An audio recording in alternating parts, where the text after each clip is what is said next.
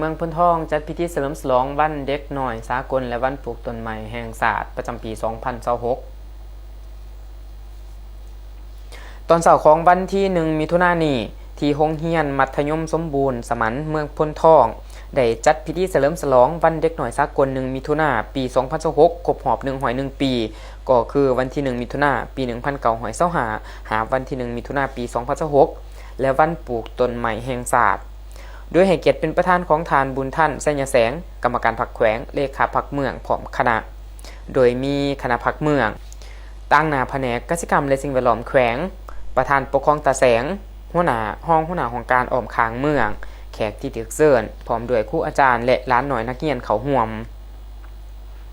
ในพิธีทานบุญท่านไสยแสงกรรมการพรรคแขวงเลขาพรรคเมืองได้กล่าวว่าการจัดงานเฉลิมฉลองวันเด็กน้อยสากลครั้งนี้และวันปลูกต้นไม้แห่งชาติเพื่อแสดงให้เห็นความเป็นห่วงเป็นใยและเอาใจใส่ขององค์การปกครองแต่ละขันที่มีต่อเด็กและผู้ปกครองได้มีส่วนร่วมมีความผูกพันกล้าคิดกล้าแสดงออกเพื่อให้เด็กเจริญเติบโตกลายเป็นผู้ใหญ่ที่สมบูรณ์แบบในต่อหน้า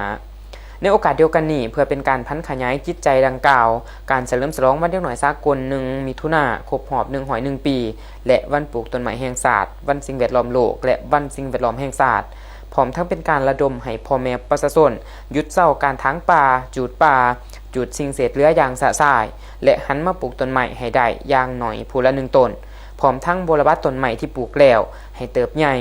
ซึ่งติดพันกับการรักษาอนามัยและสิ่งเศษเหลือให้ได้ตาม3หลักการคือลดปริมาณการนำใส่นำเอาสิ่งของที่นำใส่แล้วกลับมานำใส่คืนนำเอาไปผลิตขึ้นใหม่และพร้อมกันรักษาอนามัยภายในตัวเมืองพ้นทองให้เป็นเมืองสีเขียวและสะอาดงามตาในพิธียังได้รับชมการแสดงศิลปะบทฟ้อนและล่ำจากน้องน้อยนักเรียน